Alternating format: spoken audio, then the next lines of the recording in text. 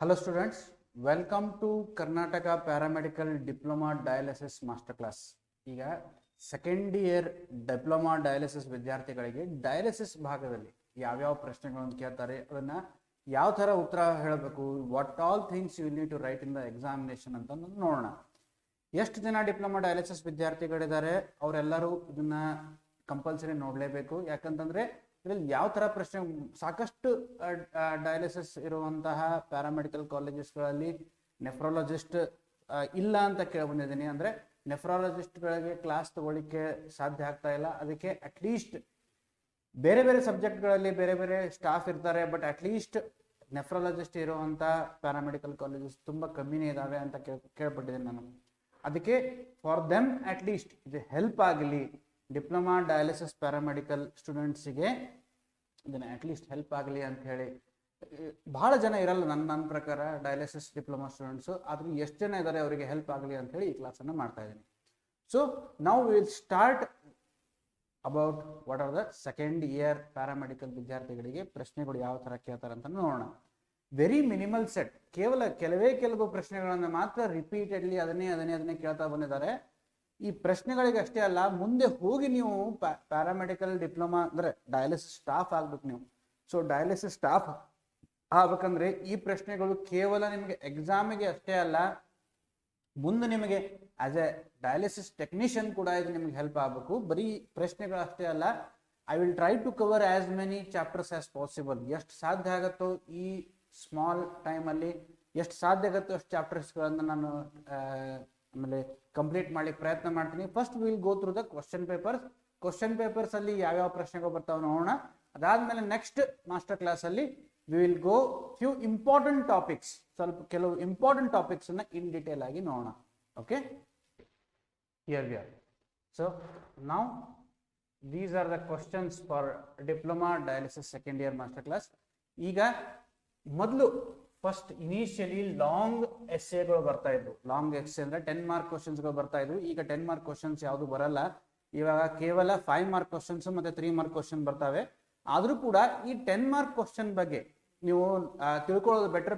ಯಾಕಂತಂದ್ರೆ ಈಗ ನಾನು 5 ಮಾರ್ಕ್ ಕ್ವಶನ್ ಅಲ್ಲಿ ಏನ್ ನೋಡ್ತಾ ಇದ್ದೀನಲ್ಲ, ಅದು ಈ 10 ಮಾರ್ಕ್ ಕ್ವಶನ್ ದ ಪಾರ್ಟ್ಸ್ ಇದಾವೆ. ಫಾರ್ ಎಕ್ಸಾಂಪಲ್, ಈಗ ಫಸ್ಟ್ ಕ್ವಶನ್ ಏನಿದೆ, dialysis system, add a note on anatomy and physiology of artificial kidney.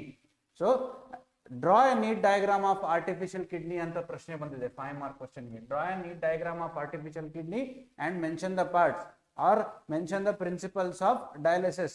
define dialysis ಅಂತ ಪ್ರಶ್ನೆ ಬಂದಿದೆ. ಆಮೇಲೆ what are the different parts of artificial kidney. Artificial kidney ಅಂದ್ರೆ ಯಾವುದು? Artificial kidney ಅಂದ್ರೆ ಯಾವ್ದಕ್ಕಂತೀವಿ ನಾವು? ಈ ಡಯಲೈಸರ್ಗೆ. Dialyser is called an artificial kidney. Okay, ಈ ಡಯಲೈಸರ್ ನ ನಾವು ಆರ್ಟಿಫಿಷಿಯಲ್ ಕಿಡ್ನಿ ಅಂತ ಹೇಳ್ತೀವಿ. ಡಯಲೈಸರ್ ನಿಮಗೆ ತೆಗಿಲಿಕ್ಕೆ ಬರಬೇಕು. ಡಯಲೈಸರ್ ಆಮೇಲೆ ಡಿಫ್ರೆಂಟ್ ಟೈಪ್ಸ್ ಆಫ್ ಡಯಲೈಸರ್ ಅಂದ್ರೆ ಮೆಂಬ್ರೇನ್ ಕ್ಯಾರೆಕ್ಟರಿಸ್ಟಿಕ್ಸ್, ಇದನ್ನೆಲ್ಲ ಮತ್ತೆ ಒಂದು ಸಪರೇಟ್ ಮಾಸ್ಟರ್ ಕ್ಲಾಸ್ ಅಲ್ಲಿ ನೋಡೋಣ. ಬಟ್ ಈಗ ಯಾವ್ಯಾವ ತರ ಪ್ರಶ್ನೆ ಬಂದಿದಾವೆ ಪ್ರೀವಿಯಸ್ಲಿ ಅಂತ ನೋಡೋಣ. Okay, next define haemodialysis, brief about assessment of adequacy of dialysis. Definition of haemodialysis ನೀವು ಗೊತ್ತಿಟ್ಕೋಬೇಕು. ಮತ್ತೆ ಅಡೆಕ್ವೆಸಿ ಆಫ್ ಡಯಾಲಿಸಿಸ್. ಅಡೆಕ್ವೆಸಿ ಅಂದ್ರೆ ನಾವು ಡಯಾಲಿಸಿಸ್ ಮಾಡ್ತಾ ಇರ್ತೀವಿ ಸಾಕಷ್ಟು ಪೇಷಂಟ್ಸ್ಗೆ, ಡಯಾಲಿಸಿಸ್ ಸರಿಯಾಗಿ ಆಗ್ತಾ ಇದೆಯೋ ಇಲ್ಲೋ, ಅಡೆಕ್ವೇಟ್ ಆಗ್ತಾ ಇದೆಯೋ ಇಲ್ಲೋ ಅಂತ ನೋಡ್ಲಿಕ್ಕೆ ಕೆಲವೊಂದಿಷ್ಟು ಪ್ಯಾರಾಮೀಟರ್ಸ್ ಅನ್ನ ಚೆಕ್ ಮಾಡ್ತೀವಿ ನಾವು. ಸೊ ಅದಕ್ಕೆ ನಾವು assessment of adequacy of dialysis ಅಂತ ಹೇಳ್ತೀವಿ. ಅಡೆಕ್ವೆಸಿ ಅಂತಂದ್ರೇನು? ನಾವು ಡಯಾಲಿಸಿಸ್ ಮಾಡ್ತಾ ಇರೋದು ಈ ಪೇಷಂಟಿಗೆ ಸರಿ ಆಗ್ತಾ ಇದೆಯೋ ಇಲ್ಲೋ.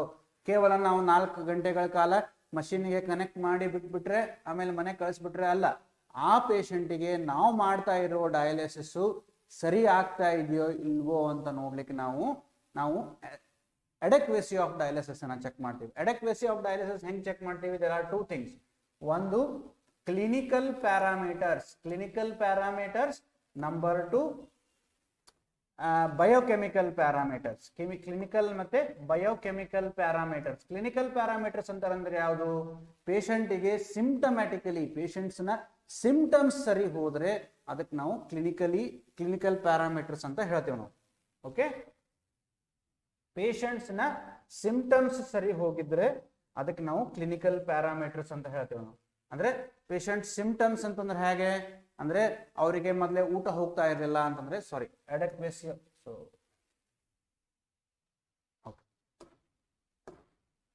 ಅಡೆಕ್ವೆಸಿ ಆಫ್ ಡಯಾಲಿಸಿಸ್ ಅಂತಂದ್ರೆ ಹೆಂಗೆ ಒಂದು ಕ್ಲಿನಿಕಲ್ ಪ್ಯಾರಾಮೀಟರ್ಸ್ ಮತ್ತೆ ಬಯೋಕೆಮಿಕಲ್ ಪ್ಯಾರಾಮೀಟರ್ಸ್. ಇದನ್ನ ನಾನು 10 ಮಾರ್ಕ್ ಕ್ವಶನ್ ನಲ್ಲಿ ಎಕ್ಸ್ಪ್ಲೇನ್ ಮಾಡ್ತಾ ಇದ್ದೀನಿ. ಬಟ್ ಇದೇ ಪ್ರಶ್ನೆ ಏನಾಗಿದೆ 5 ಮಾರ್ಕ್ ಕ್ವಶನ್ ನಲ್ಲೂ ಬಂದಿದೆ, ಇದೇ ಪ್ರಶ್ನೆ 3 ಮಾರ್ಕ್ ಕ್ವಶನ್ ನಲ್ಲೂ ಬಂದಿದೆ.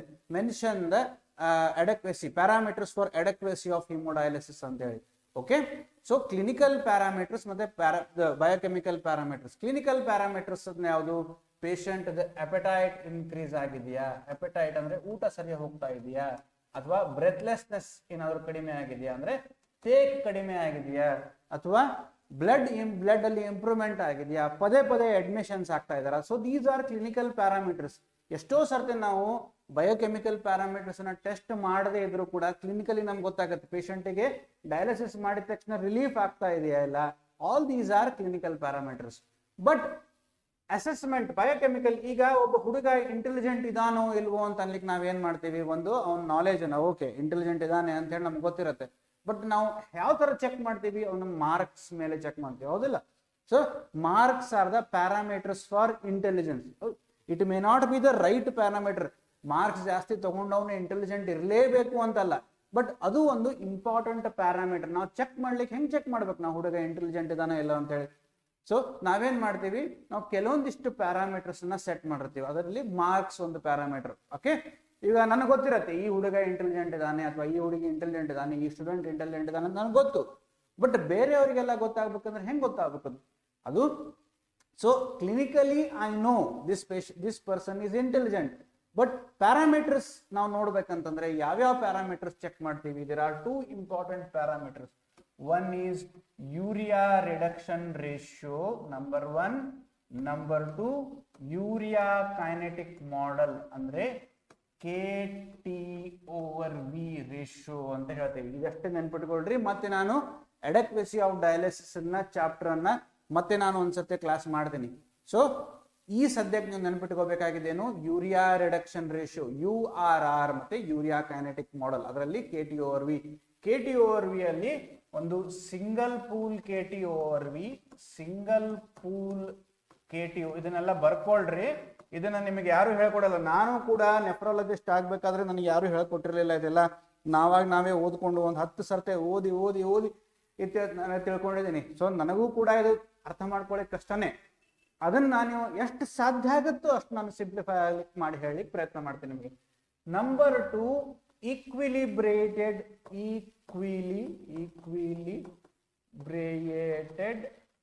KT/V. ಸೊ ಒಂದು ಅಡೆಕ್ವೆಸಿ ಆಫ್ ಡಯಾಲಿಸಿಸ್ ಅನ್ನ ಹೆಂಗ್ ಮೆಜರ್ಮೆಂಟ್ ಮಾಡ್ತೀವಿ, ಒಬ್ಬ ಹುಡುಗ ಇಂಟೆಲಿಜೆಂಟ್ ಇದಾನಿಲ್ಲ ಅಂತ ಹೆಂಗ್ ಮೆಜರ್ಮೆಂಟ್ ಮಾಡ್ತೀವಿ? ಒಂದು ಕ್ವಾಲಿಟೇಟಿವ್ ಅಸೆಸ್ಮೆಂಟ್ ಅಂತಂದ್ರೆ ಅವರ ಕ್ವಾಲಿಟಿ ಬಗ್ಗೆ ಏನು ನಮಗ್ ಗೊತ್ತಿರುತ್ತೆ. ಆಸ್ ಎ ಟೀಚರ್ ನಮ್ಗೆ ಗೊತ್ತಿರುತ್ತೆ ಹುಡುಗ ಇಂಟೆಲಿಜೆಂಟ್ ಇದ್ದಾನೆ, ಅವ್ರ ಮನೆಯವ್ರಿಗೆ ಗೊತ್ತಿರುತ್ತೆ ಇಂಟೆಲಿಜೆಂಟ್ ಇದ್ದಾನೆ.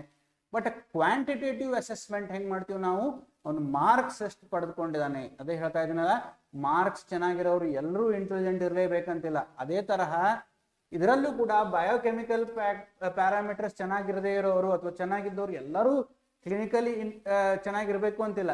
ಆದರೂ ಕೂಡ ಫಾರ್ ಅಸೆಸ್ಮೆಂಟ್ ಪರ್ಪಸ್ ನಮಗೆ ನಾವು ಡಯಾಲಿಸಿಸ್ ಮಾಡ್ತಾ ಇರೋದು ಸರಿಯಾಗಿದೆಯಾ ಇಲ್ಲ ಅಂತ ನೋಡ್ಲಿಕ್ಕೆ ನಾವೇನ್ ಮಾಡ್ತೀವಿ, ಕೆಲವೊಂದಿಷ್ಟು ಪ್ಯಾರಾಮೀಟರ್ಸ್ ಅನ್ನ ಚೆಕ್ ಮಾಡ್ತೀವಿ. ಅದರಲ್ಲಿ ಯೂರಿಯಾ ರಿಡಕ್ಷನ್ ರೇಷಿಯೋ ಒಂದು, ನಂಬರ್ 2 ಯೂರಿಯಾ ಕೈನೆಟಿಕ್ ಮಾಡೆಲ್ ಒಂದು, UKM urea kinetic model.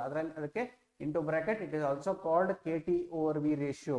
Okay, ಈ KT/V ರೇಷಿಯೋ ಅಲ್ಲಿ ಸಿಂಗಲ್ ಪೂಲ್ KT/V ಮತ್ತೆ ಈಕ್ವಿಲಿಬ್ರೇಟೆಡ್ KT/V.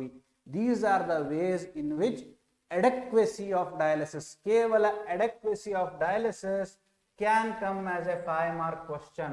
This can come as a 5 mark question. ಇದು ಬಂದಿದೆ, ರಿಪೀಟೆಡ್ಲಿ ಬಂದಿದೆ ಪ್ರಶ್ನೆ ಕ್ವಶನ್ ಪೇಪರ್ ಅಲ್ಲಿ. ಸೊ ಇದನ್ನ ನೀವು ನೆನಪಿಟ್ಕೋಬೇಕು. Okay, list and detail the various anticoagulant protocols and monitoring in hemodialysis. ಇದನ್ನ monitoring in haemodialysis separate 5 mark question, ಆಮೇಲೆ ಆಂಟಿಕೋಆಗುಲೆಂಟ್ ಪ್ರೋಟೋಕಾಲ್ಸ್ ಇದು separate question. Okay, these can come as a 5 mark question. ಇದು ನಾನು 10 mark question previously ಮುಂಚಿನ ದಿವಸಗಳಲ್ಲಿ 10 mark question ಇರ್ತಾ ಇದ್ವು. ಅದರಲ್ಲಿ ನಾನು ಏನ್ ಮಾಡ್ತಾ ಇದ್ದೀನಿ, ನಾವು 10 ಮಾರ್ಕ್ ಕ್ವಶನ್ ಎಕ್ಸ್ಪ್ಲೇನ್ ಮಾಡ್ತಾ ಇದ್ದೀನಿ. ಯಾಕಂತಂದ್ರೆ ಇದೇ ಸೇಮ್ ಪ್ರಶ್ನೆಗಳು ಆಸ್ ಎ 5 ಮಾರ್ಕ್ ಕ್ವಶನ್ಸ್ ಬರ್ತಾ ಇದಾವೆ ಇವಾಗ. So let us not miss, ನಾವು ಯಾವುದೂ ಪ್ರಶ್ನೆನ ಮಿಸ್ ಮಾಡಬಾರದು ಅಂತ ಅನ್ನೋ ದೃಷ್ಟಿಯಿಂದ 10 ಮಾರ್ಕ್ ಕ್ವಶನ್ ನಿಮ್ ಜೊತೆ ಡಿಸ್ಕಸ್ ಮಾಡ್ತಾ ಇದ್ದೀನಿ. So list the various anticoagulant protocols. ಅದರಲ್ಲಿ ಆಂಟಿಕೋಆಗುಲೇಷನ್ ಪ್ರೋಟೋಕಾಲ್ಸ್ ಯಾವುದು? ನಮ್ಮ ಡಯಾಲಿಸಿಸ್ ಯೂನಿಟ್ ಅಲ್ಲಿ ಒಂದು ರೆಗ್ಯುಲರ್ ಹಿಪ್ಯಾರಿನ್ ಪ್ರೋಟೋಕಾಲ್, ಓಕೆ, ಆಮೇಲೆ ಬೋಲಸ್ ಹಿಪ್ಯಾರಿನ್ ಪ್ರೋಟೋಕಾಲ್, ಬೇರೆ ಬೇರೆ ಹಿಪ್ಯಾರಿನ್ ಪ್ರೋಟೋಕಾಲ್ಸ್ ಇರ್ತಾವೆ. ನಿಮ್ ಡಯಾಲಿಸಿಸ್ ಯೂನಿಟ್ ಅಲ್ಲಿ ಡಯಾಲಿಸಿಸ್ ಯೂನಿಟ್ ಅಲ್ಲಿ ಬೇರೆ ಬೇರೆ ಪ್ರೋಟೋಕಾಲ್ಸ್ ಇರ್ತಾವೆ. ಮತ್ತೆ no heparin, nil heparin protocol, okay, bolus heparin, ಆಮೇಲೆ tight heparin are also called tight heparin ಅಂದ್ರೆ ರೆಗ್ಯುಲರ್ ಹಿಪ್ಯಾರಿನ್ ಅಂತಂದ್ರೆ ನಾರ್ಮಲ್ ಡೋಸ್ ಹಿಪ್ಯಾರಿನ್ ಕೊಡ್ತಾ ಇರ್ತೇವೆ. ಓಕೆ, ಬೋಲಸ್ ಹಿಪ್ಯಾರಿನ್ ಅಂದ್ರೆ ಒಂದೇ ಸರ್ತಿಗೆ ಡಯಾಲಿಸಿಸ್ ಸ್ಟಾರ್ಟ್ ಮಾಡೋಕಿನ ಮುಂಚೆ ಅಷ್ಟೇ ನಾವು ಹಿಪ್ಯಾರಿನ್ ಕೊಡ್ತೀವಿ. ಹಿಪ್ಯಾರಿನ್ ಇಂಜೆಕ್ಷನ್ ಯಾಕೆ ಕೊಡ್ತೀವಿ ನಾವು? See again, what is heparin, mention the different types of heparin ಅನ್ನೋದು ಕೂಡ ನಿಮಗೆ 5 ಮಾರ್ಕ್ ಪ್ರಶ್ನೆ ಆಗಿ ಬಂದಿದೆ. ಮುಂದೆ ನೋಡೋಣ, it has come as a 5 mark question. So regular heparin protocol, bolus heparin or tight heparin protocol, ಮತ್ತೆ ನಿಲ್ ಹಿಪ್ಯಾರಿನ್ ಅಥವಾ ಸಲೈನ್ ಡಯಾಲಿಸಿಸ್ ಅಂತ ಹೇಳ್ತೀವಿ. ಅಂದ್ರೆ ಎಲ್ಲಿ ಬ್ಲೀಡಿಂಗ್ ಟೆಂಡೆನ್ಸಿ ಇದೆ, ಎಲ್ಲಿ ರಕ್ತಸ್ರಾವ ಆಗೋ ಚಾನ್ಸಸ್ ಇರ್ತಾವೆ, ಅಲ್ಲಿ ನಾವು ಹಿಪ್ಯಾರಿನ್ ಕೊಡುವುದಿಲ್ಲ. ಅದಕ್ಕೆ ನಾವು ನೋ ಹಿಪ್ಯಾರಿನ್ ಆರ್ ಸಲೈನ್, ಕೇವಲ ಸಲೈನ್ ಫ್ಲಶ್ ಯೂಸ್ ಮಾಡಿ ನಾವು ಡಯಾಲಿಸಿಸ್ ಮಾಡ್ತಾ ಇದೀವಿ. So for your exam purposes protocols ಯಾವುದು? ರೆಗ್ಯುಲರ್ ಹಿಪ್ಯಾರಿನ್ ಆಂಟಿಕೋಆಗುಲೆಂಟ್ ಪ್ರೋಟೋಕಾಲ್ಸ್, ರೆಗ್ಯುಲರ್ ಹಿಪ್ಯಾರಿನ್ ಅಥವಾ ಬೋಲಸ್ ಹಿಪ್ಯಾರಿನ್ ಅಥವಾ ಟೈಟ್ ಹಿಪ್ಯಾರಿನ್ ಮತ್ತೆ ನಿಲ್ ಹಿಪ್ಯಾರಿನ್ ಪ್ರೋಟೋಕಾಲ್, 3 ಪ್ರೋಟೋಕಾಲ್ ಅನ್ನ ಯೂಸ್ ಮಾಡ್ತೀವಿ. ಓಕೆ, ಇದ್ರ ಬಗ್ಗೆ ಇನ್ ಡೀಟೇಲ್ ನೀವು ನೋಡ್ಬೇಕಂತಂದ್ರೆ ನೀವು diploma dialysis second year dialysis videos ಅನ್ನ, ನಮ್ಮ ವಿಡಿಯೋ ಲೆಕ್ಚರ್ಸ್ ಅನ್ನ ನೋಡಿ. ಆಂಟಿಕೋಆಗುಲೇಷನ್ ಪ್ರೋಟೋಕಾಲ್ಸ್ ಅನ್ನೇ ನಾನು ಆಲ್ಮೋಸ್ಟ್ 45 ಮಿನಿಟ್ಸ್ ವರೆಗೂ ತಗೊಂಡಿದ್ದೀನಿ. ಸೊ ಇದು ನಿಮ್ಗೆ ಗೊತ್ತಿರಬೇಕು, ಆಸ್ ಎ ಡಯಾಲಿಸಿಸ್ ಟೆಕ್ನಿಷಿಯನ್ ನಿಮ್ಗೆ ಗೊತ್ತಿರಬೇಕು. ಓಕೆ, ರೈಟ್ ಬ್ರೀಫ್ಲಿ ಹಿಪ್ಯಾರಿನ್ ಅಂದ್ರೆ ಏನು, ಒಂದು ಹಿಪ್ಯಾರಿನ್ ಡೆಫಿನೇಷನ್. ಹಿಪ್ಯಾರಿನ್ ಏನ್ ಕೆಲಸ? So heparin is an anticoagulant. Dialysis ಮಾಡಬೇಕಾದ್ರೆ ಬ್ಲಡ್ ಏನಾಗಬಾರ್ದು, blood should not get clotted, blood clot ಆಗಬಾರದು ಅನ್ನೋ ದೃಷ್ಟಿಯಿಂದ ನಾವೇನ್ ಮಾಡ್ತೀವಿ, ಹಿಪ್ಯಾರಿನ್ ನ ಯೂಸ್ ಮಾಡ್ತೀವಿ. ಸೊ ನಾನೆಲ್ಲ ಬರೆಯೋದನ್ನ ಬರ್ಕೊಳ್ರಿ, ನೋಟ್ ಮಾಡ್ಕೊಳ್ರಿ, otherwise you will miss the points. Okay, so heparin is an anticoagulant. Number 1, heparin is used as an anticoagulant.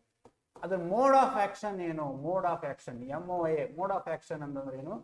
it inhibits thrombin ಮತ್ತೆ factor 10A, it inhibits thrombin ಮತ್ತೆ factor 10A. ಇದೆಲ್ಲಿ ಬರ್ತಾವೆ? ಕೋಆಗುಲೇಷನ್ cascade. ನೀವು ಬಯಾಲಜಿಲಿ ಅಥವಾ ಫಿಸಿಯಾಲಜಿಯಲ್ಲಿ ನೀವು ಓದಿರ್ತೀರ, blood chapter ಅಲ್ಲಿ ಕೋಆಗುಲೇಷನ್, ರಕ್ತ ಹೆಪ್ಪುಗಟ್ಟಬೇಕಾದ್ರೆ, ರಕ್ತಸ್ರಾವ ನಿಲ್ಬೇಕಾದ್ರೆ ರಕ್ತ ಏನಾಗಬೇಕು? ಕ್ಲಾಟ್ ಆಗಬೇಕು. ಕ್ಲಾಟಿಂಗ್ ಮೆಕ್ಯಾನಿಸಮ್ ಅಲ್ಲಿ, ಆ ಕ್ಲಾಟಿಂಗ್ ಮೆಕ್ಯಾನಿಸಮ್ ಅಲ್ಲಿ ಕೋಆಗುಲೇಷನ್ ಕ್ಯಾಸ್ಕೇಡ್ ಅಲ್ಲಿ ಬೇರೆ ಬೇರೆ ಫ್ಯಾಕ್ಟರ್ಗಳು ಬರ್ತವೆ. ಫ್ಯಾಕ್ಟರ್ 1 ನಿಂದ ಫ್ಯಾಕ್ಟರ್ 13 ವರೆಗೂ. ಓಕೆ, ಅದರಲ್ಲಿ 2, 7, 9, 10 ಈ ಫ್ಯಾಕ್ಟರ್ಗಳು ಲಿವರ್ ಇಂದ ಉತ್ಪತ್ತಿಯಾಗಿರ್ತವೆ. ಸೊ ಅದರಲ್ಲಿ factor 2 is called thrombin. Okay, so heparin ಏನ್ ಮಾಡುತ್ತೆ? ಈ ಫ್ಯಾಕ್ಟರ್ 2 ಅದೇ ಥ್ರಾಂಬಿನ್ ಅನ್ನ ಮತ್ತೆ ಫ್ಯಾಕ್ಟರ್ 10 ಅನ್ನ ಇನ್ಹಿಬಿಟ್ ಮಾಡುತ್ತೆ. ಇಟ್ ಇನ್ಹಿಬಿಟ್ ಅಂತಂದ್ರೆ ಏನು? ಅದರ ಕೆಲಸವನ್ನ ಕಡಿಮೆ ಮಾಡುತ್ತೆ. ಸೊ ಬ್ಲಡ್ ಕ್ಲಾಟ್ ಆಗ್ಲಿಕ್ಕೆ ಬಿಡುವುದಿಲ್ಲ. So this is how heparin will act. Heparin, the molecular weight of heparin is 3000 to 30,000 Daltons. 3000 to 30,000 Daltons is the molecular weight of heparin. Okay, this is the regular heparin. Newer anticoagulants, write briefly on newer anticoagulants. This again has come as a 5 mark question. So newer heparin ಅಂತಂದ್ರೆ low molecular weight heparin. ಯಾವ್ಯಾವು ನಮಗೆ? Low molecular weight heparins ಯಾವ್ಯಾವ ಅಂತಂದ್ರೆ, first regular heparin low molecular weight dalteparin, ಟಿನ್ಜಾಪ್ಯಾರಿನ್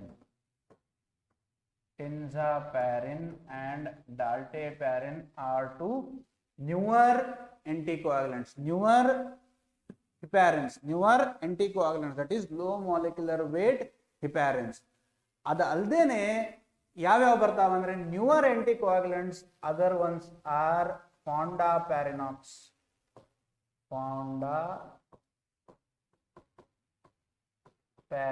Fondaparinux is a newer anticoagulant. So ಇದೇನು low molecular weight, it inhibits only factor 10A. Mode of action ಹೆಂಗೆ, they inhibit only factor 10A ನ ಮಾತ್ರ inhibit ಮಾಡ್ತವೆ. So these bleeding tendency ಸ್ವಲ್ಪ ಕಡಿಮೆ ಆಗುತ್ತೆ. Okay, this can be given as a subcutaneous or even bolus during dialysis.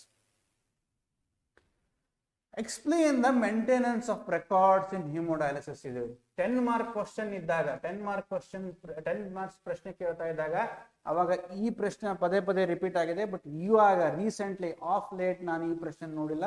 So ಇದ್ರ ಬಗ್ಗೆನೂ ಕೂಡ ಯಾವ್ಯಾವ ರೆಕಾರ್ಡ್ ಮೇಂಟೈನ್ ಮಾಡ್ತೀರಿ ಡ್ಯೂರಿಂಗ್ ಡಯಾಲಿಸಿಸ್ ಅನ್ನೋದನ್ನ ನೋಡ್ಕೊಡ್ರಿ.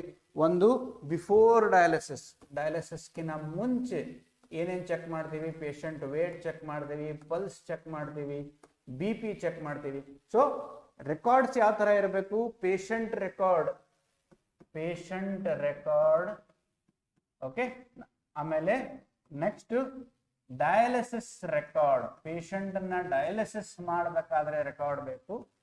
ಕನ್ಸೆಂಟ್ ಬೇಕು. ಕನ್ಸೆಂಟ್ ಅಂದ್ರೆ ಪ್ರತಿ ಡಯಾಲಿಸಿಸ್ ಮಾಡೋಕಿನ ಮುಂಚೆ ಪೇಷಂಟ್ ಕಡೆಯಿಂದ ನಾವು ಪರ್ಮಿಷನ್ ತಗೊಳ್ಬೇಕು, ಕನ್ಸೆಂಟ್ ತಗೊಳ್ಬೇಕು. ಏನಂತ, ನಾವು ನಿಮಗೆ ಡಯಾಲಿಸಿಸ್ ಮಾಡ್ತಾ ಇದ್ದೀವಿ, ಡಯಾಲಿಸಿಸ್ ಮಾಡಬೇಕಾದ್ರೆ ಕಾಂಪ್ಲಿಕೇಶನ್ ಆಗೋ ಸಾಧ್ಯತೆಗಳಿದಾವೆ.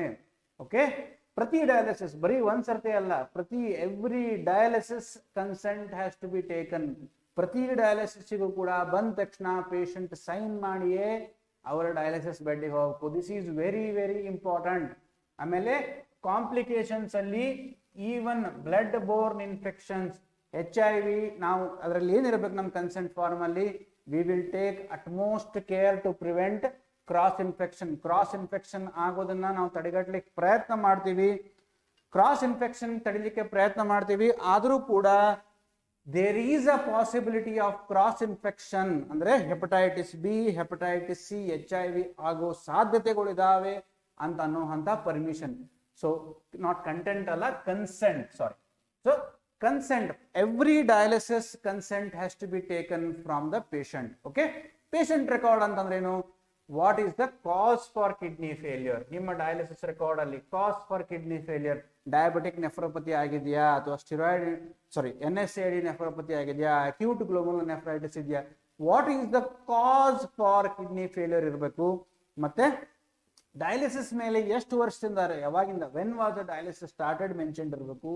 ಡಯಾಲಿಸಿಸ್ ಆಕ್ಸೆಸ್ ಏನಿದೆ, what is the dialysis access ಅಂದರೆ AV ಫಿಸ್ಟುಲಾ ಇದೆಯಾ, AV ಗ್ರಾಫ್ಟ್ ಇದೆಯಾ, ಟೆಂಪರರಿ ಡಯಾಲಿಸಿಸ್ ಕ್ಯಾಥೆಟರ್ ಇದೆಯಾ, ಅದನ್ನ ಮೆನ್ಷನ್ ಇರಬೇಕು. ಸೊ ಪೇಷಂಟ್ ರೆಕಾರ್ಡ್ ಅಲ್ಲಿ ಏನೇನು ಮೆನ್ಷನ್ ಇರಬೇಕು, name, age, sex, emergency contact number has to be mentioned and his serology has to be mentioned. Every month you have to get a serology of the patient. HIV, hepatitis B, hepatitis C mention ಆಗಿರಬೇಕು. ಮತ್ತೆ vaccination ಆಗಿದಾವ ಇಲ್ಲ ಅಂತ patient record ಅಲ್ಲಿ maintain ಇರಬೇಕು. What are the vaccinations for a dialysis patient ಅದನ್ನು ಕೇಳ್ತಾರೆ. So hepatitis B vaccine, influenza vaccine, these are the vaccines which have to be given for our dialysis patient on a regular basis. Okay, so these are the vaccines which have to be given. ಆಮೇಲೆ ಇನ್ನೊಂದು pneumococcal vaccine. Okay, these 3 vaccinations have to be compulsorily given. ನೆನ್ಪಿಟ್ಕೊಳ್ರಿ, this will come again as a 5 mark question or a 3 mark question. So ಅದಕ್ಕೆ ನಾನು ಇಲ್ಲೇ ಹೇಳ್ತಾ ಇದ್ದೀನಿ, what are the vaccines to be given in a dialysis patient ಅಂತ ನೆನ್ಪಿಟ್ಕೊಳ್ರಿ. Okay, ನಾವು coming back, ನಾವೇನೇನು ನೋಡ್ತೀವಿ, ಪೇಷಂಟ್ ರೆಕಾರ್ಡ್, ಪೇಷಂಟ್ ಡಯಾಲಿಸಿಸ್, ಆಮೇಲೆ ಇಂಟ್ರಾ ಡಯಾಲಿಸಿಸ್ ರೆಕಾರ್ಡ್ ಅಂತಂದ್ರೆ ಡಯಾಲಿಸಿಸ್ ಮುಂಚೆ ವೇಟ್ ಎಷ್ಟಿತ್ತು, ಆಮೇಲೆ ವೇಟ್ ಎಷ್ಟಿದೆ, ಪ್ರತಿ 15 ನಿಮಿಷಕ್ಕೂ BP, ಪಲ್ಸ್, ಆಮೇಲೆ ರೆಸ್ಪಿರೇಟರಿ ರೇಟ್ ಇದನ್ನ ಮೆನ್ಷನ್ ಇರಬೇಕು ನಿಮ್ಮ ಡಯಾಲಿಸಿಸ್ ರೆಕಾರ್ಡ್ ಅಲ್ಲಿ. Pre dialysis weight gain and target weight. Okay, so target weight, pre dialysis weight gain ಇದೆಲ್ಲ ನಿಮಗೆ ಅರ್ಥ ಆಗಿದೆ, ಆಲ್ರೆಡಿ ಗೊತ್ತಿದೆ ಅಂತ ಅನ್ಕೋತೀನಿ. ಗೊತ್ತಿರಲಿಲ್ಲ ಅಂತಂದ್ರೆ go back to the videos, download the app, PrepEd app, Google ಪ್ಲೇಸ್ಟೋರಲ್ಲಿ ಹೋಗಿ PREPED ಪ್ರಿಪೇರ್ಡ್ ಅಂತ ಟೈಪ್ ಮಾಡಿ ಆ್ಯಪ್ ಡೌನ್ಲೋಡ್ ಮಾಡ್ಕೊಳ್ರಿ, ರಿಜಿಸ್ಟರ್ ಮಾಡ್ಕೊಳ್ರಿ. ನಿಮ್ಮ ಎಕ್ಸಾಮಿನೇಷನ್ ಆಗೋವರೆಗೂ ನಾವು ಇದನ್ನ ನಿಮ್ಮ ಕೋರ್ಸ್ಗಳನ್ನ ಈ ವಿಡಿಯೋಗಳನ್ನ ಫ್ರೀ ಆಗಿ ಕೊಡ್ತಾ ಇದ್ದೀವಿ ನಿಮಗೆ.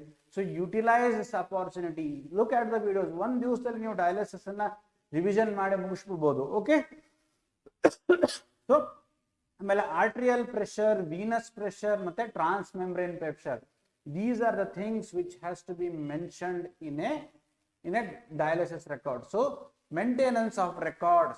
What are the different types of dialyzers? What are the complications of hemodialysis?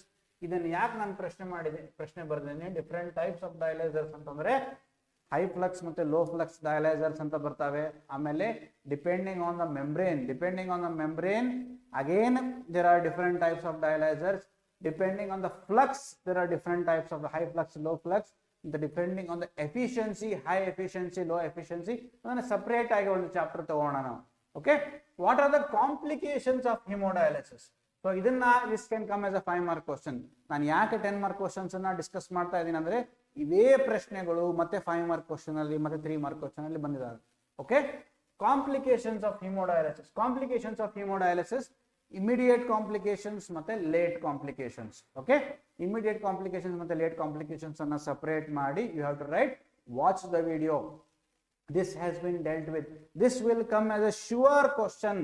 ನಾನು ಅಕಸ್ಮಾತ್ ಎಕ್ಸಾಮಿನರ್ ಆದ್ರೆ what are the complications of hemodialysis ಅಂತ ಹೇಳಿ 5 mark question ಅನ್ನ ಕಂಪಲ್ಸರಿ ಎವ್ರಿ ಪ್ರಶ್ನೆ ಪತ್ರಿಕೆಯಲ್ಲಿ ಎವ್ರಿ ಕ್ವಶನ್ ಪೇಪರ್ ಅಲ್ಲಿ ಹಾಕ್ತೀನಿ ನಾನು. Okay, how to monitor a patient during dialysis ಅದನ್ನ ಹೇಳಿದ್ದೀನಿ already. BP pulse, okay, last maintenance of records ಪ್ರಶ್ನೆಯಲ್ಲಿ ಇದನ್ನ ಡಿಸ್ಕಸ್ ಮಾಡಿದೀವಿ. This can come as a 3 mark question. Okay, BP pulse monitoring, respiratory rate monitoring, saturation monitoring, arterial pressure monitoring, venous pressure monitoring ಮತ್ತೆ transmembrane pressure. Every 15 minutes all these things have to be mentioned in the dialysis record. Okay, write a line diagram to illustrate the process of water purification in dialysis unit. ಇದನ್ನ ನಿಮ್ಗೆ ಗೊತ್ತಿರಬೇಕು. Line ಡಯಾಗ್ರಾಮಿಗೆ ಮತ್ತೆ ಪ್ರೊಸೆಸ್ಗೆ water purification unit ಅನ್ನ definitely it will come as a 5 mark question. ಮೊದಲ 10 mark question ಆಗಿ ಬರ್ತಾ ಇತ್ತು, ಪದೇ ರಿಪೀಟ್ ಆಗಿತ್ತು. ಇವಾಗಲೂ ಕೂಡ it can come as a 5 mark question. ಇದನ್ನ we will discuss again. What are the components of water purification system we will discuss again in a separate master class. But for the time being, note down this question. Water purification in a dialysis unit is a compulsory question. Describe the components. ಎರಡು ಪ್ರಶ್ನೆ ಒಂದೇ. Describe the components of water purification system. Why do you need anticoagulation in hemodialysis? Common anticoagulation used and their protocols. ನಾನು ಆಗಲೇ discuss ಮಾಡಿದೀವಿ. ನಾನು ಆಗಲೇ ಹೇಳ್ದಂಗೆ ಪ್ರಶ್ನೆಗಳು ರಿಪೀಟ್ ಆಗ್ತಾನೆ ಇದಾವೆ. ಇವೇ ಪ್ರಶ್ನೆಗಳನ್ನ ಮತ್ತೆ ರಿಪೀಟ್ ಮಾಡ್ತಾ ಇದ್ದಾರೆ. What is the need for anticoagulation? ಯಾಕೆ ನಾವು anticoagulation ಕೊಡಬೇಕು? So that blood will not clot during dialysis. Blood dialysis ಮಾಡಬೇಕಾದ್ರೆ ಕ್ಲಾಟ್ ಆಗಬಾರದು ಅನ್ನೋ ದೃಷ್ಟಿಯಿಂದ ನಾವೇನ್ ಮಾಡ್ತೀವಿ, anticoagulation ಕೊಡ್ತೀವಿ. ಕಾಮನ್ anticoagulation protocols ನಾನು ಆಗಲೇ ಡಿಸ್ಕಸ್ ಮಾಡಿದ್ದೀನಿ. Regular heparin protocol, okay, regular heparin protocol, tight heparin protocol, sometimes also bolus heparin protocol, okay, ಆಮೇಲೆ nil heparin protocol, nil heparin or saline hemodialysis ಅಂತ ಹೇಳಿ ಮಾಡಿ. Describe the water treatment plant. Again, water treatment plant has been repeated again and again. ಇದರಲ್ಲೇ ನೀವು ನೋಡಬಹುದು ಎಷ್ಟು ಸತಿ repeat ಆಗಿದೆ. ಇದ್ರ ಬಗ್ಗೆ ನೀವು ಮಿಸ್ ಮಾಡಲಿಕ್ಕೆ ಸಾಧ್ಯನೇ ಇಲ್ಲ. ಇದನ್ನ you cannot miss this. So this I am going to take as a separate class. Water treatment plant ಅನ್ನ ಸಪರೇಟ್ ಆಗಿ ಮತ್ತೊಮ್ಮೆ ನಾನು ಡಿಸ್ಕಸ್ ಮಾಡ್ತೇನೆ. ಓಕೆ, ಆದ್ರೆ ಇನ್ ಡೀಟೇಲ್ ನಾನು ಡಿಸ್ಕಸ್ ಮಾಡ್ಲಿಕ್ಕೆ ಆಗಲ್ಲ in a master class. So in detail ನಿಮಗೆ ಅರ್ಥ ಮಾಡ್ಕೋಬೇಕಂತಂದ್ರೆ you download the app and watch the video. Define haemodialysis. What are the indications of haemodialysis? Mention the 4 complications seen during dialysis. Okay, define haemodialysis again. Okay, definition ಅನ್ನ ಗೊತ್ತಿಟ್ಕೋಬೇಕು. Indications of haemodialysis ಯಾವುವು? ನೆನ್ಪಿಟ್ಕೊಳ್ರಿ, indications of haemodialysis ಅಂತಂದ್ರೆ number 1 uraemic complaints, uraemia. ನಮ್ಮ teacher, ನಾನು already even in the videos ನಾನು ಹೇಳಿದ್ದೀನಿ, ನಮ್ಮ teacher used to tell us ಇದನ್ನ ನೆನ್ಪಿಟ್ಕೋಬೇಕು. ಕ್ರಿಶ್ಚಿಯನ್ಸ್ ಮಾಡ್ತಾರಲ್ಲ ಆ ತರ ಪ್ಲಸ್ ಸೈನ್ ನೆನ್ಪಿಟ್ಕೋಬೇಕು. ಒಂದು ಯೂರೆಮಿಕ್ ಎನ್ಕೆಫಲೋಪತಿ, ಎಮರ್ಜೆನ್ಸಿ ಡಯಾಲಿಸಿಸ್ ಮಾಡಿ ಯೂರೆಮಿಕ್ ಎನ್ಕೆಫಲೋಪತಿ. ಎನ್ಕೆಫಲೋಪತಿ ಅಂದ್ರೆ brain. Okay, gastritis, uraemic gastritis ಮತ್ತೆ GI bleed. Okay, pulmonary oedema, ಹಿಂಗ್ ಮಾಡಿದ್ರೇನು lungs, pulmonary oedema. Okay, fluid in the lungs. ಆಮೇಲೆ pericardial effusion. These are the emergency indicators for haemodialysis. Creatinine level ಎಷ್ಟೇ ಇದ್ರೂ ಕೂಡ, plus uraemia, signs of uraemia ಅಂದ್ರೆ loss of weight, loss of appetite, ಊಟ ಹೋಗಲ್ಲ, ಊಟ ಸೇರಲ್ಲ, ಕೆಲಸ ಮಾಡ್ಲಿಕ್ಕೆ ಮನ್ಸು ಬರಲ್ಲ. ಬರೀ ಯೂರೇಮಿಕ್ ಸಿಂಪ್ಟಮ್ಸ್ ಅಂತಂದ್ರೆ ಏನು, ಬೇರೆ ಬೇರೆ ಪೇಷಂಟ್ಸ್ ಅಲ್ಲಿ ಬೇರೆ ಬೇರೆ ರೀತಿಯಲ್ಲಿ ಪ್ರೆಸೆಂಟ್ ಆಗ್ಬೋದು. ಕೆಲವರಿಗೆ ಊಟನೇ ಸೇರಲ್ಲ, ಊಟ ಹೋಗೋದಿಲ್ಲ, ಊಟ ನೋಡಿದ್ರೆ ವಾಮಿಟಿಂಗ್ ಬರ್ಲಿಕ್ಕೆ ಸ್ಟಾರ್ಟ್ ಆಗುತ್ತೆ. So this is a sign of uraemia. Urea level blood ಅಲ್ಲಿ ಜಾಸ್ತಿ ಆದ್ಮೇಲೆ ಅವರಿಗೆ ಇವೆಲ್ಲ ಸಿಂಪ್ಟಮ್ಸ್ ಬರ್ಲಿಕ್ಕೆ ಸ್ಟಾರ್ಟ್ ಆಗ್ತವೆ. Okay, also mention about 4 complications. ನಾನೇನ್ ಹೇಳ್ತಾ ಇದ್ದೀನಿ, 10 ಮಾರ್ಕ್ ಕ್ವಶನ್ಸ್ ಯಾಕೆ ನಾನು ಡಿಸ್ಕಸ್ ಮಾಡ್ತಾ ಇದ್ದೀನಿ ಅಂತಂದ್ರೆ, so that these questions can be split into small parts. ಇವೇ ಪ್ರಶ್ನೆಗಳು ನಿಮಗೆ 5 ಮಾರ್ಕ್ ಕ್ವಶನ್ ಅಲ್ಲಿ ಮತ್ತೆ 3 ಮಾರ್ಕ್ ಕ್ವಶನ್ ಅಲ್ಲಿ ರಿಪೀಟ್ ಆಗಿ ಬಂದಿದ್ದಾವೆ. So first I am discussing these 10 mark questions. Currently ಸದ್ಯಕ್ಕಿನ ಎಕ್ಸಾಮಿನೇಷನ್ ಸಿಸ್ಟಮ್ ಅಲ್ಲಿ 5 ಮಾರ್ಕ್ ಕ್ವಶನ್ಸ್ ಗಳಿಲ್ಲ. ಓಕೆ, ನೆನ್ಪಿಟ್ಕೊಳ್ರಿ. ಸಾರಿ, 10 ಮಾರ್ಕ್ ಕ್ವಶನ್ಸ್ ಗಳಿಲ್ಲ, ಕೇವಲ 5 ಮಾರ್ಕ್ ಕ್ವಶನ್ ಮತ್ತೆ 3 ಮಾರ್ಕ್ ಕ್ವಶನ್ ಮಾತ್ರ ಇದಾವೆ. Mention the complications in during haemodialysis. ಇದು ಆಗಲೇ ಬಂದಿತ್ತು, ಮತ್ತೆ ರಿಪೀಟ್ ಆಗಿದೆ. ಯಾವ್ಯಾವ ರಿಪೀಟ್ ಆಗ್ತಾ ಇದಾವೆ? ಆಂಟಿಕೋಆಗುಲೇಷನ್, ಹಿಪಾರಿನ್ ಮತ್ತೆ ಆಂಟಿಕೋಆಗುಲೇಷನ್ ಪ್ರೋಟೋಕಾಲ್ ರಿಪೀಟ್ ಆಗ್ತಾ ಇದೆ, ವಾಟರ್ ಟ್ರೀಟ್ಮೆಂಟ್ ಪ್ಲಾಂಟ್ ರಿಪೀಟ್ ಆಗ್ತಾ ಇದೆ, ಮತ್ತೆ ಡೆಫಿನೇಷನ್ ಆಫ್ ಹಿಮೋಡಯಾಲಿಸಿಸ್, ಆಮೇಲೆ ಕಾಂಪ್ಲಿಕೇಶನ್ಸ್ ಆಫ್ ಹಿಮೋಡಯಾಲಿಸಿಸ್ ರಿಪೀಟ್ ಆಗ್ತಾ ಇದೆ. These are repeatedly being asked, and not only for the examination, as a dialysis technician also these are very important. Again, describe water treatment plant. Water treatment plant ಎಷ್ಟು important ನಿಮಗೆ ಗೊತ್ತು. Define hemodialysis, indications of hemodialysis. This has been repeated again. Okay, next short notes ಗೆ ಬರೋಣ. What is renal failure? Renal failure ಅಲ್ಲಿ 2 ಟೈಪ್ಗಳು. ಒಂದು acute kidney injury, ಮೊದಲೇ acute renal failure ಅಂತಿದ್ರು. ಈಗ ಅದಕ್ಕೆ ನಾವು ಏನ್ ಯೂಸ್ ಮಾಡ್ತೀವಿ? Acute kidney injury, loss of renal functions within A few days two weeks, loss of renal function. Okay, chronic kidney disease definition 3rd year ಗೆ ಬರುತ್ತೆ. 3rd year ಅಲ್ಲಿ we will discuss in detail. So renal failure is of 2 types. One is acute kidney injury, that is short term kidney failure, or chronic kidney disease, which is long term kidney failure. ಇಷ್ಟನ್ನು ನೆನ್ಪಿಟ್ಕೊಳ್ರಿ. Body fluid composition ನಿಮಗೆ physiology ಓದಿರ್ತೀರಾ, ಇಲ್ಲೂ ಕೂಡ ನೆನ್ಪಿಟ್ಕೊಳ್ರಿ. Dialysers, this has come. ನಾನು ಆಗ ಹೇಳ್ದಂಗೆ 10 ಮಾರ್ಕ್ ಕ್ವಶನ್ ನಾವು ನೋಡಿದ್ವಿ. Dialysers has come as a question. Dialyser ನೀವು ತೆಗಿಲಿಕ್ಕೆ ಡಯಾಲೈಸರ್ ಅಂತ ಕೇಳಬಹುದು, ಅಥವಾ ಆರ್ಟಿಫಿಷಿಯಲ್ ಕಿಡ್ನೀಸ್ ಅಂತಾನು ಪ್ರಶ್ನೆ ಕೇಳಬಹುದು. ಸೊ ಡಯಾಲೈಸರ್ ಅಂತ ಕೇಳಬಹುದು, ಆರ್ಟಿಫಿಷಿಯಲ್ ಕಿಡ್ನಿ ಅಂತ ಕೇಳಬಹುದು. ಸೊ ಡಯಾಲೈಸರ್ ತೆಗಿಲಿಕ್ಕೆ ಬರ್ಬೇಕು ನಿಮಗೆ. We will discuss this.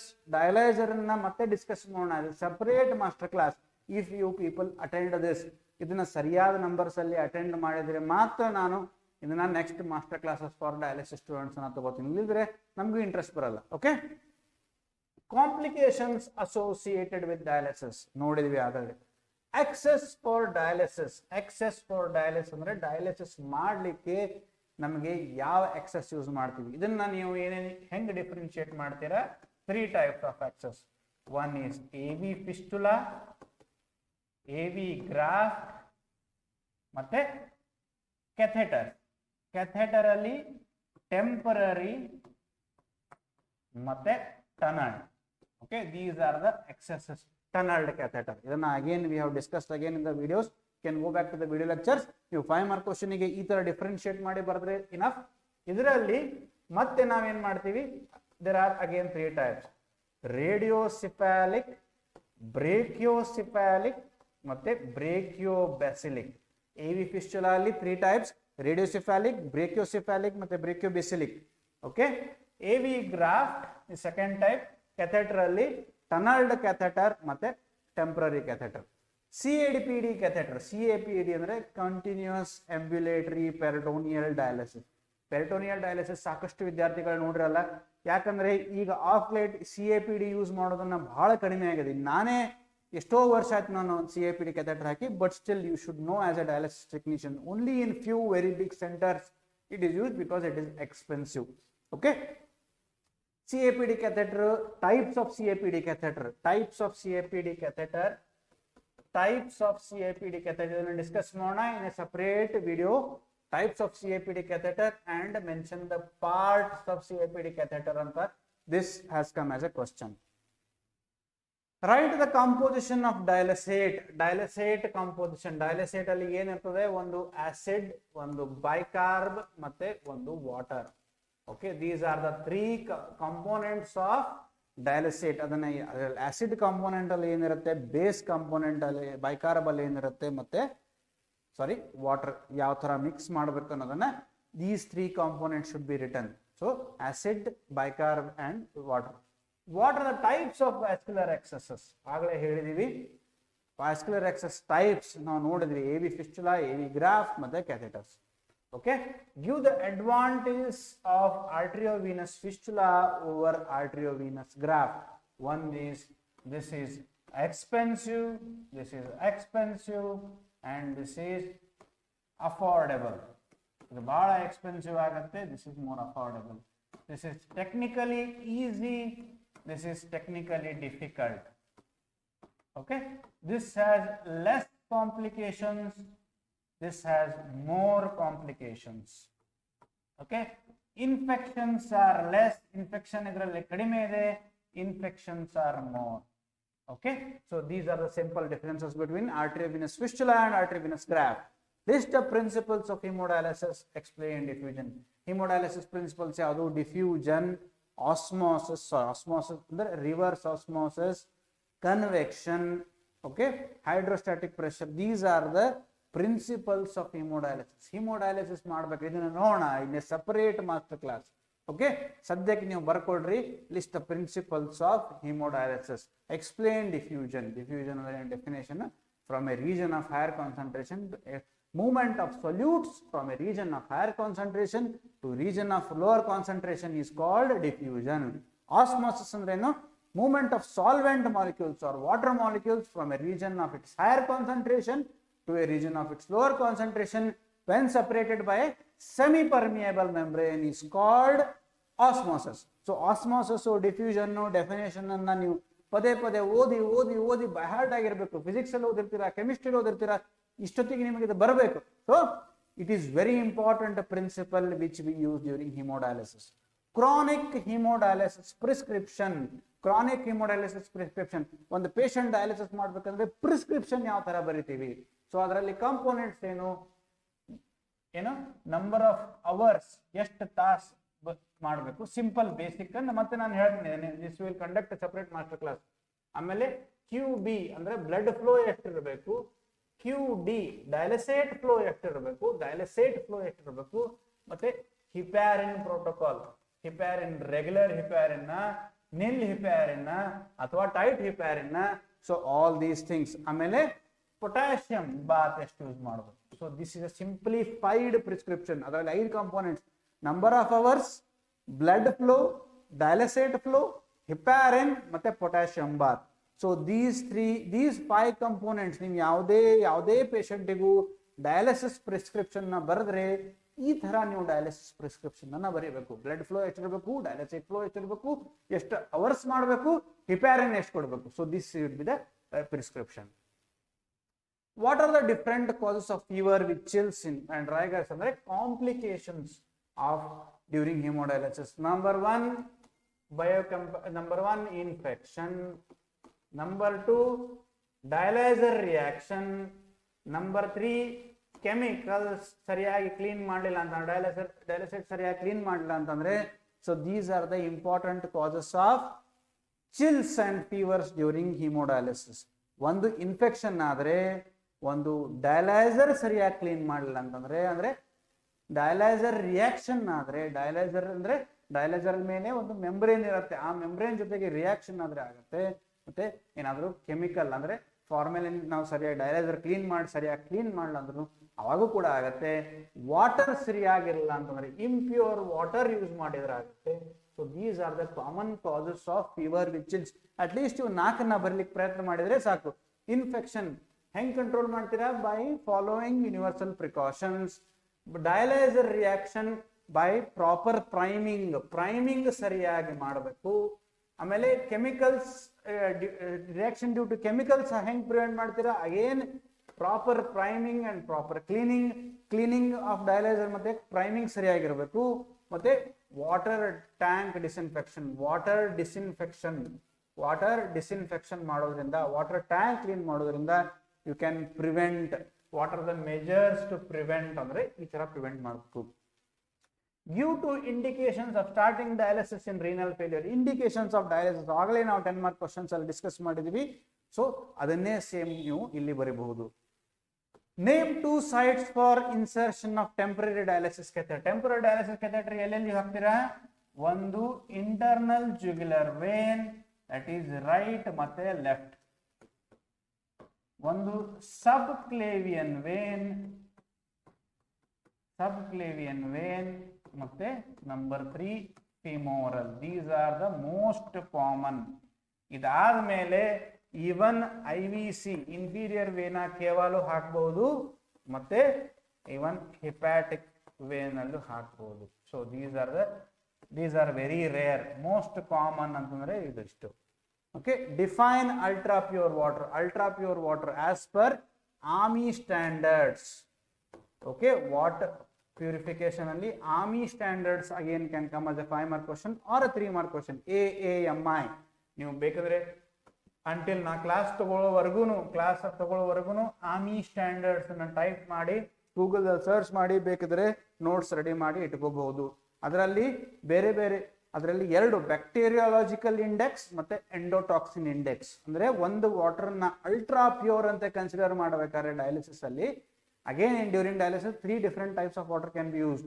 Okay, normal dialysate, ultra pure ಅಂದ್ರೆ ಟಾಕ್ಸಿನ್ ಲೆವೆಲ್ ಎಷ್ಟು ಇರಬಹುದು ಮತ್ತೆ ಮೈಕ್ರೋಬಯಾಲಜಿಕಲಿ ಯಾವ ತರ ಇರಬಹುದು ಅಂತ ಹೇಳಿ ಸ್ಟ್ಯಾಂಡರ್ಡ್ಸ್ ಮೇಂಟೈನ್ ಮಾಡಬೇಕು. ಸೊ ಅದಕ್ಕೆ ನಾವು ಆರ್ಮಿ ಸ್ಟ್ಯಾಂಡರ್ಡ್ಸ್ ಅಂತ ಹೇಳ್ತೀವಿ. ಅದರಲ್ಲಿ ಅಲ್ಟ್ರಾ ಪ್ಯೂರ್ ವಾಟರ್ಗೆ ಏನೇನು ಸ್ಟ್ಯಾಂಡರ್ಡ್ ಮೇಂಟೈನ್ ಮಾಡಬೇಕು ಅನ್ನೋದನ್ನ ಬರೀಬೇಕು.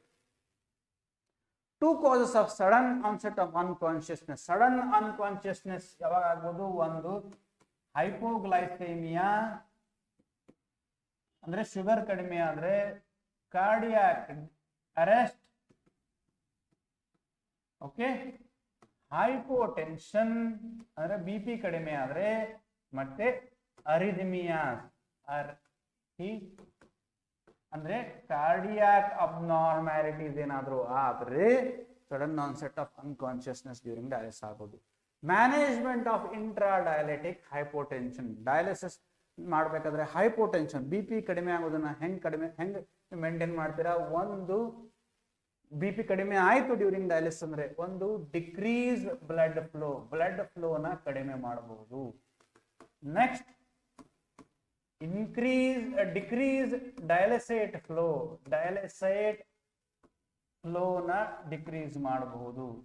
ಮತ್ತೆ foot end elevation, foot end ಬೆಡ್ಡಿನ ಅಂದ್ರೆ ಕೆಳಗಡೆ, ಅಂದ್ರೆ ಈ ತರ ಮಲ್ಕೊಳ್ಳೋದನ್ನ ತಲೆ ಈ ಕಡೆ ಇತ್ತು ಕಾಲು ಈ ಕಡೆ ಇತ್ತು ಅಂದ್ರೆ ತಲೆ ಕೆಳಗೆ ಮಾಡಿ, ಅಂದ್ರೆ BP ಕಡಿಮೆ ಆದ್ರೆ foot end elevation. Foot end ಅಂದ್ರೆ ಕಾಲು ಕಡೆ ಮೇಲೆ ಮಾಡೋದು, ಫುಟ್ ಎಂಡ್ ಎಲಿವೇಶನ್ ಮಾಡಿ. Number 4 saline flush. Normal saline ನ ಫ್ಲಶ್ ಮಾಡೋದ್ರಿಂದ ಕಡಿಮೆ ಮಾಡಬಹುದು. ನಂಬರ್ 5 ಅಂದ್ರೆ BP ಸಡನ್ ಆಗಿ ಕಡಿಮೆ ಆದ್ರೆ ನೀವು ಯಾವ ತರ ಮ್ಯಾನೇಜ್ ಮಾಡಬೇಕು ಅಂತ ಹೇಳ್ತದೆ. ಓಕೆ, number 4 decreasing temperature of dialysate temperature. ನಾವು ಇನ್ ಮಷೀನ್ ಅಲ್ಲಿ ನಾವು ಡಯಾಲಿಸೇಟ್ ಟೆಂಪರೇಚರ್ ಅನ್ನ ಕಡಿಮೆ ಮಾಡಬಹುದು. By decreasing the dialysate temperature also we can control the intradialytic hypotension. BP ಏನಾದ್ರೂ ಕಡಿಮೆ ಆದ್ರೆ ಡಯಾಲಿಸಿಸ್ ಮಾಡಬೇಕಾದ್ರೆ ಇಷ್ಟೆಲ್ಲ ಆದ್ಮೇಲೆ ಸ್ಟಾಪ್ ದ ಡಯಾಲಿಸಿಸ್ ಅನ್ನೇ ಸ್ಟಾಪ್ ಮಾಡಬಹುದು. Okay, these are the ways in which you manage the intradialytic hypotension. ಇದರಲ್ಲಿ ಯಾವುದೇ 2 ಕೇಳಿದ್ದಾರೆ. ಸೊ 5 ಮಾರ್ಕ್ ಕ್ವಶನ್ ಈ ತರ ಯಾವ ರೀಸನ್ ಕೇಳಿದಾರೆ ನಂಗೂ ಗೊತ್ತಿಲ್ಲ, ಬಟ್ ಸ್ಟಿಲ್ 5 ಮಾರ್ಕ್ ಕ್ವಶನ್ ಕೇಳಿದ್ರೆ at least you have to mention 5 different ways in which you manage the intradialytic hypotension. Okay, at least ಇದನ್ನ ಈ ಬರೆದು ಅದರ ಒಂದೊಂದು ಸೆಂಟೆನ್ಸ್ ಎಕ್ಸಾಂಪಲ್ ನೀವು ಎಕ್ಸ್ಪ್ಲನೇಷನ್ ಕೊಟ್ಟರು ಕೂಡ enough. What are the army standards for water quality? ನಾನು ಆಗಲೇ ಹೇಳ್ದಂಗೆ ಆರ್ಮಿ ಸ್ಟ್ಯಾಂಡರ್ಡ್ಸ್ ನಾನು ನೆನಪಿಟ್ಕೋಬೇಕು. Anatomy of artificial kidneys with diagram ಅಂದರೆ ನಾನು ಆಗಲೇ ಹೇಳ್ದಂಗೆ ಡಯಲೈಸರ್ ನಿಮಗೆ ತೆಗಿಲಿಕ್ಕೆ ಡಯಾಗ್ರಾಮ್ ತೆಗಿಲಿಕ್ಕೆ you should be able to draw the diagram of a dialyser. So ಅದನ್ನ ನಿಮಗೆ ಗೊತ್ತಿರಬೇಕು. Describe the methods of reuse of dialyser. Reuse of dialyser ನ steps mentioned in the reuse of dialyser ನಿಮಗೆ ಗೊತ್ತಿರಬೇಕು. Okay, next again components of water treatment plant ಆಗಲೇ discuss ಮಾಡಿದೀವಿ. ಇದನ್ನ again I will have a separate master class. Monitoring of patients in haemodialysis we have discussed. Composition of dialysate we have discussed. Reverse osmosis, define reverse osmosis. ಎಲ್ಲಿ ಬರುತ್ತೆ ಇದು? Water treatment plant ಅಲ್ಲಿ ಬರುತ್ತೆ. Reverse osmosis definition we will discuss again in water treatment plant discussion. So ಇದನ್ನ definition ಗೊತ್ತಿರಬೇಕು. List the principles of haemodialysis ಆಗಲೇ ಆಗಿದೆ ಇದು. Chronic haemodialysis prescription. ಸ್ಲೆಡ್ ಅಂದ್ರೆ slow low efficiency dialysis. Lab investigations done in a patient. ಯಾವ್ಯಾವ lab investigation? CBC, ಅದರಲ್ಲಿ HB, haemoglobin ಎಷ್ಟಿದೆ, platelet ಎಷ್ಟಿದೆ, ಇದು ನಮಗೆ ಇಂಪಾರ್ಟೆಂಟ್. ಓಕೆ, ಕ್ರಿಯಾಟಿನಿನ್ ಮತ್ತೆ ಯೂರಿಯಾ, ಓಕೆ, ಸೋಡಿಯಂ ಮತ್ತೆ ಪೊಟ್ಯಾಷಿಯಂ ಮತ್ತೆ ಕ್ಯಾಲ್ಸಿಯಂ, ಓಕೆ, ಮತ್ತೆ parathyroid hormone. 1 in 3 months parathyroid hormone ಮಾಡಿಸ್ಬೇಕು. ಬಟ್ ಕಾಸ್ಟ್ಲಿ ಇರೋದ್ರಿಂದ ಸಾಕಷ್ಟು ಸೆಂಟರ್ಸ್ ಅಲ್ಲಿ ಮಾಡಿಸಲ್ಲ. ಮತ್ತೆ ಸಿರಾಲಜಿ ಅಂತಂದ್ರೆ ಯಾವುದು? HIV, ಹೆಪಟೈಟಿಸ್ B ಮತ್ತೆ hepatitis C. These are the investigations you should do in a ಯಾವುದು dialysis patient. Regular investigations which have to be done. Describe peritoneal catheter, PD catheter or CAPD catheter. ಆಗಲೇ ಹೇಳ್ದಂಗೆ this question has come. Types ಮತ್ತೆ parts mention ಮಾಡೋದು. Heparin already discuss ಮಾಡಿದ್ವಿ. Molecular size, types, uses, adverse effects. This you should know. Molecular size ಎಷ್ಟಿದೆ? 3000 to 30,000 Daltons. Types ಯಾವುದು? Regular heparin ಮತ್ತೆ low molecular weight heparin. Low molecular weight heparin different examples. ಮತ್ತೆ newer anticoagulants ಅನ್ನು ನೆನಪಿಟ್ಟುಕೊಳ್ಳ್ರಿ. Okay, describe in brief about blood circuit and its sensors. Okay, this we will discuss again. Blood circuit ಅಲ್ಲಿ ಏನೇನು ಬರುತ್ತೆ, ಯಾವ್ಯಾವ sensors ಬರ್ತವೆ ಅಂತ ಅನ್ನೋದನ್ನ discuss ಮಾಡೋಣ separate. Various alarms in hemodialysis with their significance. This we will discuss in a separate master class. ಸದ್ಯಕ್ಕೆ ನೀವು ನೆನಪಿಟ್ಟುಕೊಳ್ಳ್ರಿ. Alarms in hemodialysis is very important question. This has come repeatedly. Alarms in hemodialysis. ಆಮೇಲೆ different haemodialysis machine parts has come as A separate question. ಅದರಲ್ಲಿ blood circuit, dialysate circuit ಮತ್ತೆ sensors there are totally. ಆಮೇಲೆ ಇನ್ನೊಂದು water inlet. So these are the 5 different parts of a hemodialysis machine. This we will discuss again. Hemodialysis machine parts. Disinfection of hemodialysis machine, types, agents used and indication. This is very ಅಂದ್ರೆ ಬಹಳ ಸರ್ತಿ use ಕೇಳಿಲ್ಲ, ಯಾವಾಗೋ ಒಂದ್ ಸರ್ತಿ ಕೇಳಿದ್ದಾರೆ. Precautions to be followed while dialyzing an HIV patient. HIV patient dialyze ಮಾಡಬೇಕಾದ್ರೆ number 1, this should be isolated. Isolate ಮಾಡಬೇಕು, ಅವ್ರನ್ನ ಸೆಪರೇಟ್ ಆಗಿ ಮಾಡಬೇಕು. Number 2, universal precautions ತಗೊಳ್ಬೇಕು. Number 3, what you will do next ಏನ್ ಮಾಡ್ತೀರಾ? Dialyser and tubing have to be discarded. Dialyser ಮತ್ತೆ tubing reuse ಮಾಡ್ಲಿಕ್ಕೆ ಬರಲ್ಲ, ಡಿಸ್ಕಾರ್ಡ್ ಮಾಡಬೇಕು. ನಂಬರ್ 4, ಡಯಾಲಿಸಿಸ್ ಆದ್ಮೇಲೆ ಮಷೀನ್ ಅನ್ನ ಕೆಮಿಕಲ್ ಡಿಸ್ಇನ್ಫೆಕ್ಷನ್ ಮಾಡಬೇಕು. So these are the precautions to be followed while dialyzing an HIV patient. What assessment should be carried out prior to construction of AV fistula? ಏನೇನ್ ಮಾಡಬೇಕು ಅಂದ್ರೆ, ಒಂದು Allen's test ಮಾಡಬೇಕು,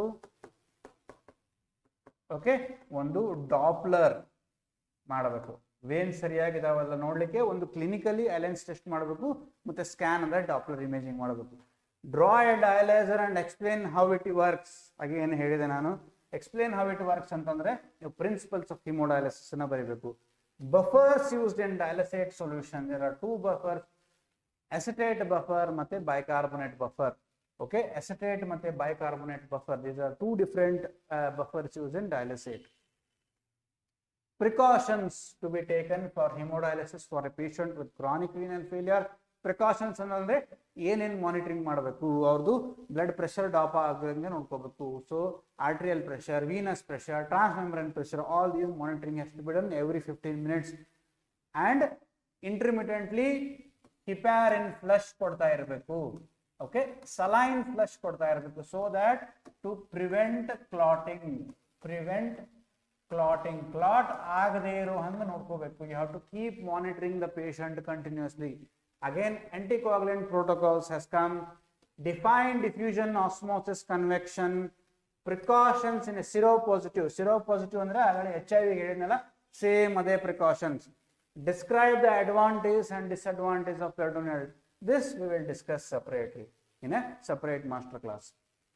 What are the types of renal failure? Mention the complications. Types of renal failure: acute kidney injury ಮತ್ತೆ chronic kidney disease. ನಾನು ಆಗಲೇ ಹೇಳಿದಂಗೆ there are two different types of renal failure.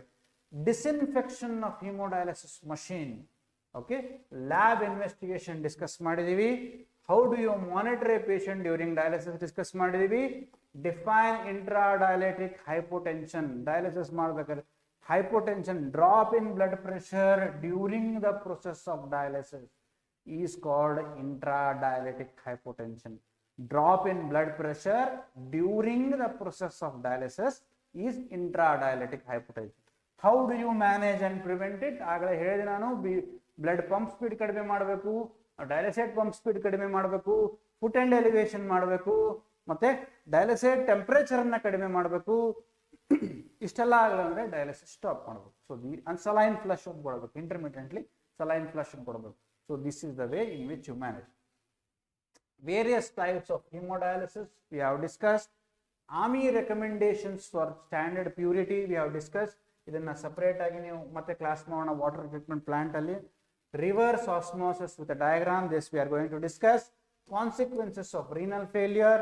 Enumerate the advantages of dialyzer reuse. Dialyzer reuse ಮಾಡೋದ್ರಿಂದ ಏನೇನು advantage? Number 1, cost can be cut down. Number 2, biocompatibility of dialyzer increases. So reuse ಮಾಡೋದ್ರಿಂದ ಇದು ಎರಡೇ use ಸದ್ಯಕ್ಕೆ, ಮೊದಲು ಇರಲಿಲ್ಲ. Okay, biocompatibility issue ಈಗ newer membranes ಅಲ್ಲಿ ಬರಲ್ಲ. ಬಯೋಕಂಪ್ಯಾಟಿಬಿಲಿಟಿ ಅಂದ್ರೆ ಏನು ಅಂತೇಳಿ ಡಿಸ್ಕಸ್ ಮಾಡೋಣ ಇನ್ನೊಂದು ಮಾಸ್ಟರ್ ಕ್ಲಾಸ್ ಅಲ್ಲಿ. ಆರ್ಮಿ ಸ್ಟ್ಯಾಂಡರ್ಡ್ಸ್ ನಾನು ಆಗಲೇ ಹೇಳ್ದಂಗೆ, this has come repeatedly. Anatomy of artificial kidneys, precautions ಏನೇ ಸಿರೋಪಾಸಿಟಿವ್ HIV ಪೇಷಂಟ್ ಅಲ್ಲಿ ಡಿಸ್ಕ್ರೈಬ್ ಮಾಡೋದಂಗೆ, water treatment plant, anatomy of artificial kidney, central venous catheter complication, okay, acute complication ಮತ್ತೆ chronic complication.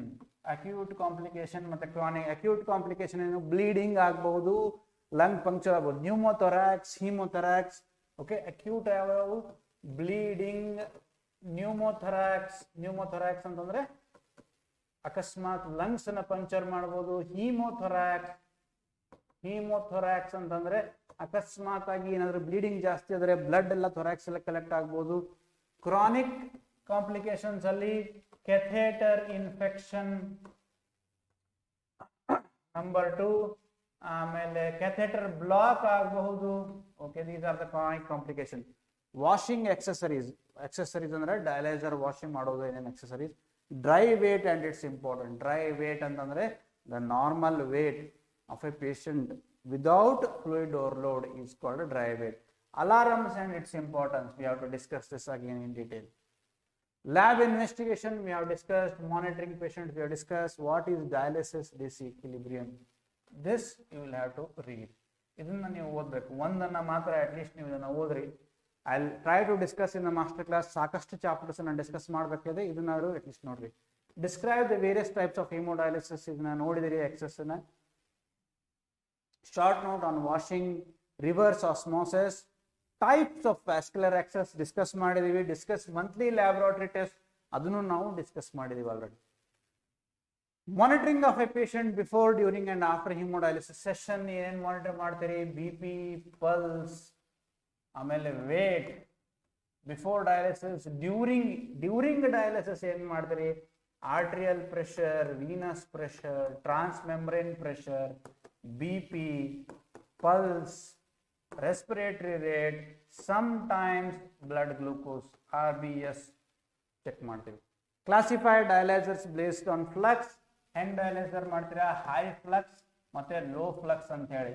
High flux ಅಂದ್ರೆ ಏನು, low flux ಅಂದ್ರೆ ಏನು, ಆ definition ಅನ್ನು ನೋಡೋಣ when we are discussing about dialyzers. What is transmembrane pressure? Dialysis disequilibrium syndrome, dialysis DDS. ಇದನ್ನ ನೀವು ಓದಬೇಕು, ಕಂಪಲ್ಸರಿಲಿ ಓದಬೇಕು. ಓಕೆ, ನಾವು what we have discuss, long questions discuss ಮಾಡಿದೀವಿ ಮತ್ತೆ ಶಾರ್ಟ್ ಕ್ವಶನ್ಸ್ ಅಂದ್ರೆ 5 ಮಾರ್ಕ್ ಕ್ವಶನ್ಸ್ ಡಿಸ್ಕಸ್ ಮಾಡಿದೀವಿ. ಸಾಕಷ್ಟು long questions they are coming now as a 5 mark question. So ಇದ್ರ ಬಗ್ಗೆ ನಾವು ಸಾಕಷ್ಟು ಮಾಹಿತಿಗಳನ್ನು ತಗೊಂಡಿದ್ದೀವಿ ಇವತ್ತು. So try to read as much as possible. ಇದೇ ಪ್ರಶ್ನೆಗಳು ಬಂದಿದ್ದಾವೆ, ಇದು ಬಿಟ್ಟು ಬೇರೆ ಪ್ರಶ್ನೆ ಕೇಳಲಿಕ್ಕೆ ಸಾಧ್ಯನೇ ಇಲ್ಲ ನಿಮಗೆ ಡಯಾಲಿಸಿಸ್ ಅಲ್ಲಿ. ಸಾಕಷ್ಟು ಇಂಪಾರ್ಟೆಂಟ್ ಟಾಪಿಕ್ಸ್ ಅನ್ನ ಎಷ್ಟು ಸಾಧ್ಯ ಆಗುತ್ತೆ ಅಷ್ಟು ಡಿಸ್ಕಸ್ ಮಾಡಿದೀನಿ.